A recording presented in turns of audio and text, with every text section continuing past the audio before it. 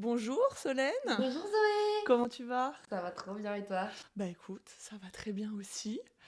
Euh, bon, on va poser un peu le décor. Est-ce que tu peux nous raconter en quelques mots ce que tu fais et qui tu es aujourd'hui? Alors, aujourd'hui je suis entrepreneur dans la beauté. Moi j'ai 27 ans et j'ai commencé à travailler à 14 ans. Et je suis entrepreneur dans la beauté depuis 3 ans du coup, Ok. après une bonne dizaine d'années de salariat. Et aujourd'hui donc j'ai un premier salon de coiffure qui s'appelle Studio Mona, un concept beauté qui s'appelle Maison Coton.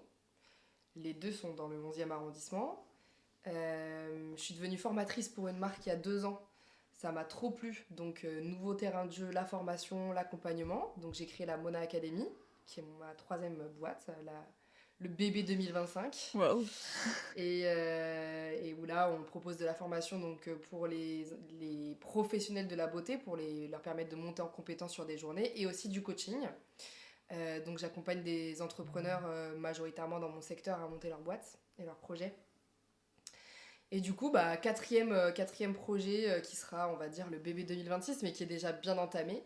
On est du coup à la genèse de Mona Community, qui découle de ce projet d'accompagnement des entrepreneurs et de façon à pouvoir l'ouvrir aux autres entrepreneurs d'autres secteurs et de pouvoir les accompagner avec un réseau. On a créé Mona Community, donc c'est ça, pour l'instant, petit réseau monté par 4 potes quelque part, dont tu fais partie. Ouais. On pense très fort à Vanny et Ben aussi, qui Ouais. sont les autres protagonistes de cette histoire. Et voilà, et tout ça dans le but de créer des meilleures expériences clients dans mes salons et des meilleurs projets dans l'accompagnement. Ok. Ok, très intéressant. Mais du coup, tu as beaucoup de projets, Ouais. beaucoup de projets différents. Mais à quel moment tu as voulu commencer l'entrepreneuriat? Puisque tu as fait beaucoup de salariat apparemment Ouais. avant. Je pense que depuis ma naissance, je sais que je suis un peu faite pour ça parce que j'ai Ok. beaucoup d'idées. Après, il y a un vrai truc de budget qui m'a bloqué pendant 10 ans à passer le cap. Je me suis pas sentie légitime d'être entrepreneur et en plus j'avais l'impression de ne jamais avoir le fameux apport à la banque qu'il faut. Donc pendant 10 ans, je me suis consacrée à ma propre formation. J'ai été très vite manager de salon parce que je savais que pour être chef d'entreprise d'un salon de coiffure, il fallait savoir manager. Vu qu'on vend la main des gens, c'était vraiment savoir Mm. manager les gens. Donc j'ai fait ça pendant 10 ans. Et je me suis lancée au pied du mur quand j'ai fait un burn-out en fait, parce que je n'en pouvais plus au bout de 10 ans de salariat. Mais au fond de moi, je pense que j'ai toujours su que c'était ma place. Et en plus, j'ai été élevée par des parents et une famille qui étaient plutôt de ce côté-là du miroir. Donc c'était un peu évident quoi. Ok. Ok, hyper intéressant comme parcours, mais est-ce que c'est le burn-out qui a été ton déclic? T'as Ouais. pas eu peur justement de te dire je suis en burn-out et je vais me mettre à mon compte indépendant? T'as pas eu peur que ça accentue ou ça a Bah été pour toi plutôt ouais. libérateur? En vrai, je me suis posé la question 3 secondes, mais depuis 3 ans, on me la pose énormément. Donc celle-là, je sais y répondre. Mais en fait, le vrai burn-out, comme je dis souvent, pas le burn-out d'Instagram ou ce truc un peu où tu as besoin d'une digital détox de 10 jours, c'est pas ça que j'ai fait. Vraiment, ça a été. J'ai croisé la mort de très proche. J'ai perdu 14 kilos, je faisais 48 kilos pour 1,70 m. Enfin, c'est vraiment, même mon corps était plein d'eczéma, de la tête aux pieds.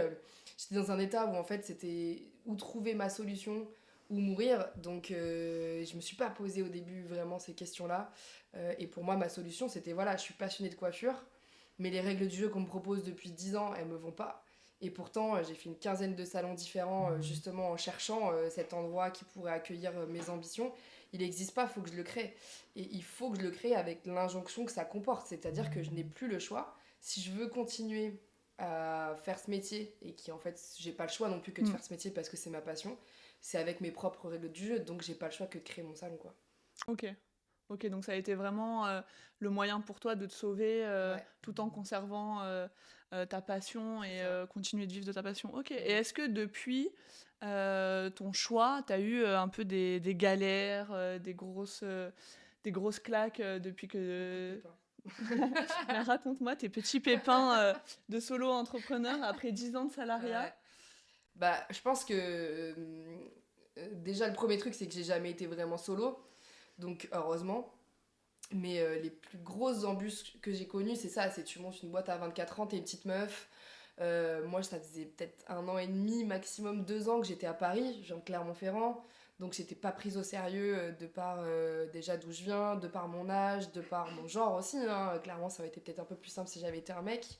On m'a posé certaines questions qu'on ne pose pas à des hommes, du genre est-ce que ton mec il est d'accord avec telle ou telle décision, alors que MDR, j'ai même pas dit que j'en avais des mecs. Donc bref, c'est n'importe quoi. Ouais, bah ouais. Genre voilà, ça c'est les micro-pépins, mais qui font que effectivement c'est difficile de se lancer, c'est difficile de se sentir légitime. Et voilà, je pense que quoi que j'ai connu, et Dieu sait que j'en ai connu des galères, à chaque fois ça a surtout renforcé mon envie justement d'être entrepreneur et de montrer que bah non mais je vais le faire en fait, que quoi qu'il et quoi qu'on me dise, je vais le faire et regardez-moi parce que ça va déménager. Donc voilà, les plus petits pépins c'est ça, et puis après j'ai failli je pense perdre mes boîtes au moins 150 000 fois parce que je prends des décisions très risquées. Parce que je pense que voilà, c'est pour ça que je sais que je vais être entrepreneur depuis toujours, c'est que j'ai une petite addiction à l'adrénaline, quoi. C'est quoi la décision la plus risquée que t'as prise Monter maison coton. Monter maison coton. Monter maison coton, oui, bien sûr. Alors, j'ai 1 an d'exercice sur une activité où j'ai été chercher du premier centime au dernier. Bah, ça marche bien. Et si je montais une entreprise qui fait 3 fois cette taille-là, ça n'a aucun sens, vraiment. Je ne sais pas pourquoi j'ai fait ça. Et pourtant, ça fonctionne bien aujourd'hui. Et ouais, c'était un très mauvais moment pour le faire. Moi, en termes d'expérience, j'étais pas assez solide. Je l'ai monté juste avant les JO, c'est n'importe quoi. Mais bah justement, ça prouve bien que avec résilience, travail, force, en vrai, même ça, j'ai réussi à le faire. Bon, on va voir combien de temps ça dure, hein. Et comment tu fais pour tenir justement est-ce que tu as une routine? Est-ce que tu as des choses que tu mets en place pour garder le cap et pour pas perdre un peu pied quand il y a des moments un peu plus compliqués, plus sombres ou quand tu fais face à des grosses difficultés? Comment tu fais pour tenir au quotidien la gestion de tous ces projets? Bah, y a pas mal de piliers. Je pense que le premier, et on le dira tous, c'est la confiance en soi que j'essaye au maximum de cultiver et de développer. Donc je fais beaucoup de développement personnel. Je vais toujours chez ma psy, ma chérie psy. J'ai beaucoup de discussions avec pas mal de gens qui challengent mes idées. Ça développe voilà, vraiment la confiance en moi. Je fais un peu de sport aussi. Je pense que la course à pied m'aide beaucoup. Et voilà, ça c'est plus pour tenir d'une façon un peu plus physique. Mentalement, je pense que la deuxième clé, c'est ça, c'est de se connaître et de savoir ce qui nous fait du bien. Et moi, clairement, des moments avec mes potes, c'est ça qui me fait du bien. Donc j'en use et j'en abuse. Et je pense qu'aujourd'hui, sur le long terme, c'est comme ça que je m'y retrouve. Je cultive aussi mes moments où je suis toute seule, hein, bien sûr. Il n'y a pas vraiment de routine parce que vu ce que je fais, chaque jour a son lot d'embûches. Donc je peux pas me tenir à une routine. Et j'aimerais pas ça, en vrai. Mais par contre, ouais, vraiment se connaître, s'écouter, c'est la base, quoi. Ok. Et est-ce qu'il y a des choses que tu as fait dans ton parcours qu'aujourd'hui tu regrettes, que tu aurais fait différemment, ou bien est-ce qu'il y a des erreurs ou des choses que tu as faites qui t'ont permis de grandir et d'apprendre? Ouais, bah après, je regrette rien. Franchement, je regrette pas grand-chose parce que je me laisse le droit d'être jeune, justement. Je le prends quand même en considération, je ne l'occulte pas. Et du coup, j'apprends de mes erreurs. Donc, du moment où je donne mon maximum, bah, forcément, je regrette rien. Mais j'ai fait des bonnes boulettes quand même. Et je pense que voilà, la plus grosse erreur, ça a été de ne pas me former au recrutement et du coup de recruter des gens qui ressemblent à des potes. Et en fait, ça marche Ok. pas du tout. Il faut des gens qui croient dans le projet. Ça, c'est la plus grosse erreur. Et puis voilà, je pense que mon impatience, elle fait partie autant de mes erreurs que de mes réussites. Mais maintenant, j'apprends à me calmer. Ça, c'est un truc que je fais différemment. Je suis quand même beaucoup moins impatiente, je suis quand même beaucoup plus réfléchie. Et surtout, j'apprends à structurer mes boîtes avant d'en créer une autre, quoi. Ok. Oui, c'est vrai que ça peut être important. Ça fait sympa. Ça peut être sympa. Ok. Bon, je pense qu'on a fait un peu le tour des galères et tout. Mais maintenant, du côté des pépites Ouais. et des fiertés, quel a été le moment pour toi un peu marquant où tu t'es dit là vraiment je suis fière de moi, je suis fière de ce que j'ai accompli. Est-ce que c'est le cas déjà ou est-ce que C'est un gros exercice, c'est encore très très compliqué. Je pense pas que je me le sois déjà vraiment dit de façon sincère. Par contre, je me rends compte que quand je vis des gros moments d'émotion, c'est quand j'arrive à rassembler dans un même endroit mes salariés et mes potes et que on fête l'existence des projets. Et ce côté fédérateur, c'est un peu le truc qui peut me rendre fière. Dire, ok, toutes ces personnes-là, elles se seraient jamais connues si j'avais pas été sur leur parcours. Et le fait qu'elles se soient connues, ça crée un projet qui a du sens, qui crée de l'interaction sociale autant que de l'argent, qui crée des trucs un peu qui sortent du commun. Et ces gens-là, s'ils se sont rencontrés, enfin vraiment, c'est leur seul facteur commun, c'est moi, quoi. bah, c'est grâce à toi, hein, ça fédère effectivement les projets. C'est un gros moment de fête. Puis en plus, quand ça fonctionne et que tu as des belles équipes, Mais est-ce qu'il y a vraiment Est-ce que même dans ton métier, au début, il y a quelqu'un, que ce soit une cliente ou quelqu'un que tu aies pu rencontrer dans la semaine ou le soir, t'as vraiment fait basculer ou est-ce que tu as un souvenir de quelqu'un qui a pu te changer un peu ta manière de voir ou qui a fait que tu en es là aujourd'hui, hein. Ouais, je pense que c'est justement ce qui fait que je suis la personne que je suis aujourd'hui, c'est qu'il y a tous les jours quelqu'un qui m'apprend quelque chose. Ça a été beaucoup mes clientes. Moi, j'ai eu quand même une enfance un peu compliquée et où le développement personnel, le développement d'idées, la liberté d'expression et de pensée n'était pas du tout présente. Et c'est grâce à mes clientes et aux discussions avec mes clientes que j'ai réussi à ouvrir mon esprit, à développer plein d'idées, à avoir confiance en moi et en le monde et en l'être humain. Et je pense que c'est vraiment les discussions avec mes clientes qui m'ont amené là. Et elles ont fait aussi l'entrepreneur que je suis. J'ai créé les concepts, pas parce que j'avais envie de faire ça, parce que j'avais envie de les rendre heureuses. J'aurais toujours demandé, là, les sondages Instagram. Qu'est-ce que vous voulez, qu'est-ce qui vous dérange chez le coiffeur, qu'est-ce qu'on peut améliorer. Et c'est vraiment toujours mes clientes qui m'ont donné les idées. Et puis maintenant que je suis moins au fauteuil et plus dans le développement vraiment de business et d'équipe, c'est pareil, mes idées elles sont challengées plutôt par mon équipe, surtout mes bras droits. Et du coup, c'est vraiment ces gens-là qui à chaque fois me poussent dans mes retranchements, qui osent me dire ok, ça c'est pas ouf, ok, ça c'est trop bien, il faut dire un peu des deux.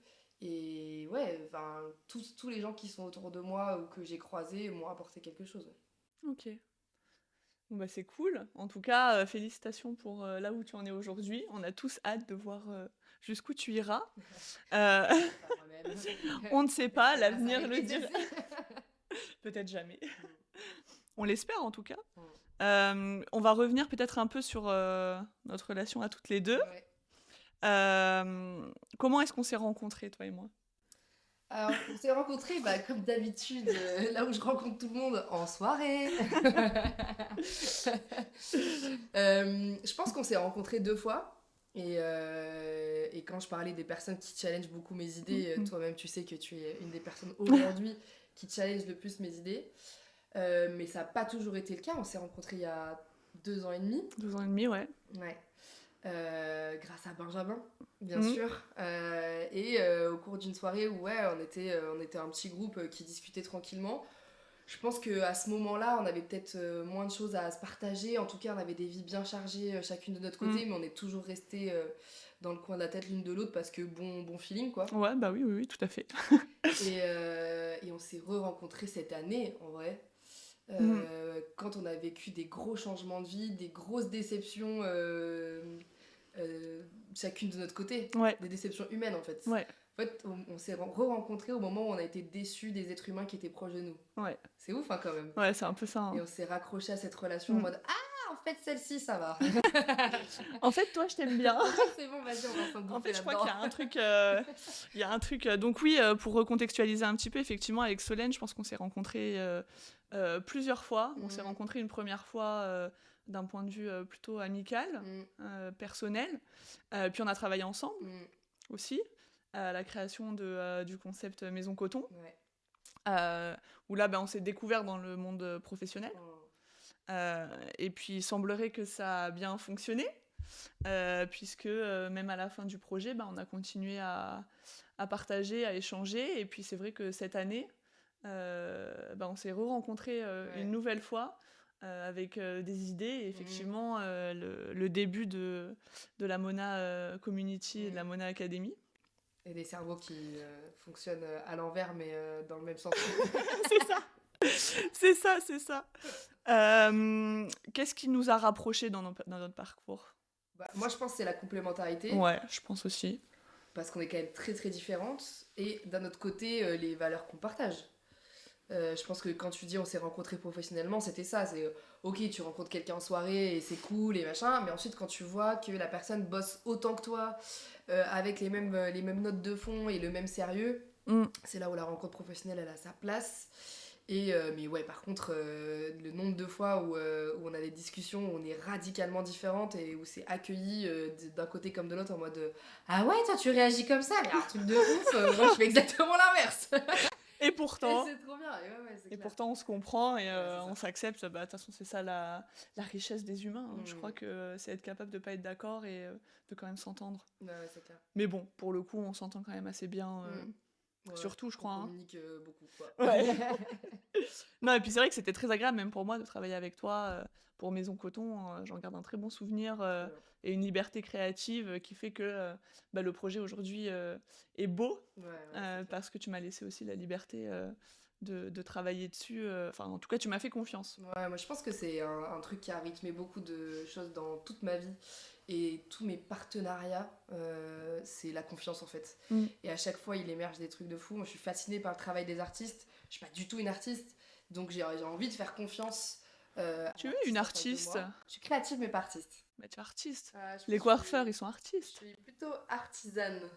Tu vois, je sais faire des trucs de mes mains, mais je vais pas les inventer sortis de ma tête, quoi. J'ai pas l'idée, j'ai pas... Je te trouve un peu dur avec toi-même. Mais ça me bat, tu vois. Mais pas... Enfin, je trouve que voilà, c'est... En tout cas, faire confiance à l'autre. Regarde mon tatouage sur le bras, je ne sais pas ce qu'il va faire. Oui. Moi, la seule truc que je veux, c'est le tatouer, quoi. Et l'artiste que je choisis, je kiffe sa vibes, je kiffe son dessin. En vrai, je lui dis, éclate-toi, fais ce que tu veux. Ça a été la même chose, effectivement, pour les directions artistiques qu'on a pris dans les boîtes. Mais ça a été aussi des choix. J'ai des fois des gens dans mon équipe qui sont très souvent, en plus, des profils apprentis, 19 ans, et qui ont des idées. Et vas-y, en fait, fais-le. Et j'aime bien être à cette place de spectatrice. Bien sûr, modératrice aussi, ça me plaît pas.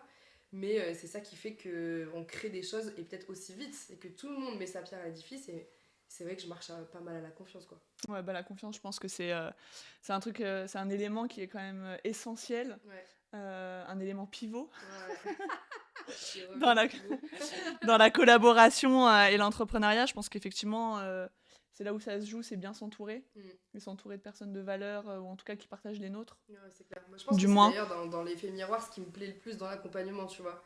C'est de pouvoir rendre à l'autre ce qu'on m'a donné. On m'a donné énormément, et les gens à qui j'ai fait confiance la plupart du temps, 70% du temps, me l'ont bien rendu. Les 30 autres pourcents m'ont forgé. Mais en étant aujourd'hui coach et formatrice, c'est vraiment un genre de dû à l'autre que je rends. Et en me disant, en fait, maintenant, c'est à moi d'être ta personne de confiance. Vas-y, appuie-toi sur moi. Maintenant, je suis très solide. Toi, tu l'es pas encore, il n'y a pas de souci. Vas-y, appuie-toi sur moi, quoi. Ok. Et comment tu te définirais aujourd'hui comme... quel entrepreneur t'es devenu aujourd'hui ? Beaucoup plus structuré. Ouais. Je pense que c'est vraiment ça qui rythme beaucoup de choses aujourd'hui. Après, il n'y a pas le choix. On est entre 30 et 40 salariés en fonction des périodes. Il y a des freelances, il y a des gens avec qui j'ai des partenariats courts, des longs termes. Enfin, voilà, il y a beaucoup de charge mentale, 4 projets. Forcément, c'est beaucoup d'organisation et de structure. J'étais plutôt bordélique avant, donc l'entrepreneuriat m'a changé là-dessus. Et plus c'est difficile, plus je suis cool. Donc je savais que déjà j'étais pas quelqu'un de très stressé. Ok. Mais je deviens de plus en plus une entrepreneur cool, quoi. Je dors très bien la nuit. Il faudra que tu nous donnes des conseils pour ça. Vraiment, c'est la résilience et la confiance en moi, c'est ne fait que se forger, donc c'est trop cool. Ok. Et si, maintenant on se remet à la Solène d'il y a quelques années, Mm. si tu devais te donner des conseils pour les années à venir, ou en tout cas les années que tu viens de passer, Mm. avec le recul que tu as aujourd'hui, qu'est-ce que tu te dirais à la Solène il y a 10 ans peut-être? Bah, celle d'il y a 10 ans, franchement, bravo.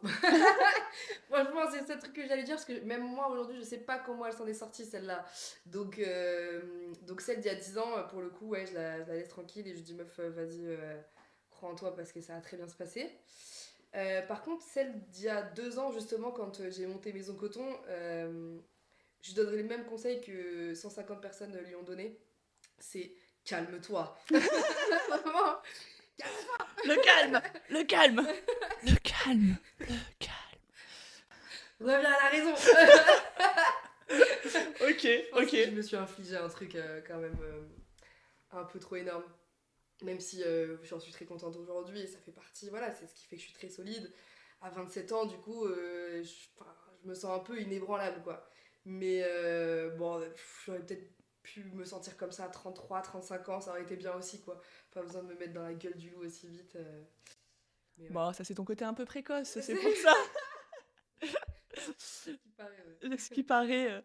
Mais du coup, alors là, tes projets, ils ont beaucoup évolué, ils Mm, ont beaucoup grandi ces dernières années. T'as quand même bien avancé. mm. C'est quoi la suite? Est-ce qu'il y a des projets fous? Est-ce qu'il y a des projets de rêve que tu veux faire? Même des Mm. choses peut-être que tu t'autorises pas encore? Ouais. Quelles sont tes ambitions là pour les prochaines années? Bah, là, j'arrive à un stade où j'ai vraiment envie d'avoir des entreprises hyper structurées et qu'elles deviennent des exemples un peu plus ou moins connus pour la nouvelle génération. Surtout toutes ces jeunes femmes qui hésitent à entreprendre et à avoir un peu plus de notoriété. Je pense que ça permettrait de leur prouver que c'est possible et du coup de donner des ailes à des super beaux projets de gens qui ne se sentent pas légitimes. Mais nouveau projet, non, bah, on a déjà quand même pas mal de choses qui sont en cours de construction. Je pense que là, j'arrive aux 3 ans dans l'entrepreneuriat et on dit toujours que les 3 ans, ça marque une période. C'est un genre de cycle. Les 3 premières années sont censées être les plus difficiles. Du coup, j'ai envie de me fixer comme projet de un peu plus prendre du temps pour moi en vrai. Ok. J'étais une grande voyageuse avant, j'ai pas voyagé depuis 5 6 ans. Donc ce serait quand même bien d'y revenir aussi. Et de rekiffer un peu plus ma vie parce que bah, de mes 20 ans même à aujourd'hui, si ce n'est même avant, ça a été quand même une belle vie de sacrifice. Ouais. J'ai pas eu du mal à sacrifier des choses, mais là ça y est, je pense que je peux avoir une petite année de kiff avant de resacrifier autre chose, ça peut être sympa. Ok. Et est-ce que éventuellement pour combiner business et voyage, est-ce que tu aurais envie de t'exporter à l'international? Alors pas du tout. Non, non, c'est rien. En fait, à chaque fois que je dis non à un projet, il finit par se passer l'année d'après. Donc je vais arrêter de statuer et de dire que je suis ouverte à tout parce que c'est une réalité. Plus je dis non, plus jamais de troisième boîte. Il y en a 5 maintenant. Donc voilà. Je pense que c'est vraiment pas une fin en soi. Pourtant, Dieu sait que les impôts en France me dégoûtent et que j'aimerais en payer beaucoup moins et avoir un peu plus de retour bénéfice, chiffre d'affaires ailleurs, dans un pays où l'entrepreneuriat est plus facile et moins la sueur du front. Euh, je pense que ouais, ça me ferait kiffer de ce point-là, mais il n'y a pas trop d'autres motivations à l'étranger. Ok. Ok. Pour le moment, on reste en France. Ouais, je vais me préserver de mon anglais. Ouais. Elle va tous nous préserver de son anglais. Vraiment. Hello Solène. Hi. Hi. Bah écoute, merci beaucoup. Est-ce que tu veux rajouter peut-être quelque chose euh, Bah, déjà, merci à toi de prendre le temps de m'interviewer. Bah, avec plaisir. Et non, moi, si je voulais rajouter un truc, c'est plutôt que je pense que les meilleures rencontres, je rencontre pas mal de gens aussi sur Instagram. Aujourd'hui, j'ai plein de gens qui m'écoutent, qui m'écrivent, qui osent me DM. Mais j'ai envie de dire là aux gens, quand ils me croisent dans la rue aussi, quand ils me croisent dans des événements pro, en formation, Bah en vrai, venez me voir parce que je suis trop cool aussi en vrai. Oui, surtout en vrai. Et j'aime beaucoup plus discuter en vrai qu'à distance, donc voilà, n'hésitez pas. Oui, et puis restez branchés puisqu'il y aura bientôt des Il y a nouvelles plein de trucs pour qui se voir arrivent. en vrai Ouais, et profiter du contact, ouais, du vrai contact. ouais, ça va être trop bien. Alors rappelle-nous tes réseaux et où est-ce qu'on peut se retrouver. Alors, mon réseau, mon Instagram d'entrepreneur, c'est Solène-AML. Mais vous pouvez retrouver aussi notre travail bah, sur les Insta des entreprises, donc le studio Mona, Maison Coton, Mona Academy, bientôt Mona Community. Je pense que ce serait bien qu'on fasse un petit Instagram quand même. Et Mm. voilà. Eh ben très bien. Eh ben n'hésitez pas à suivre. Ouais, Et puis on a hâte de voir la suite de tous ces projets et comment le cap des 3 ans va se passer. ouais, ça va être trop Mais bien. en tout cas, félicitations pour Merci. ces beaux projets et et ce beau dynamisme qui est très stimulant et très inspirant pour tout le monde, surtout pour moi aussi. Merci beaucoup. Et merci Je suis rouge. Solène. Merci. À Merci. bientôt. À bientôt.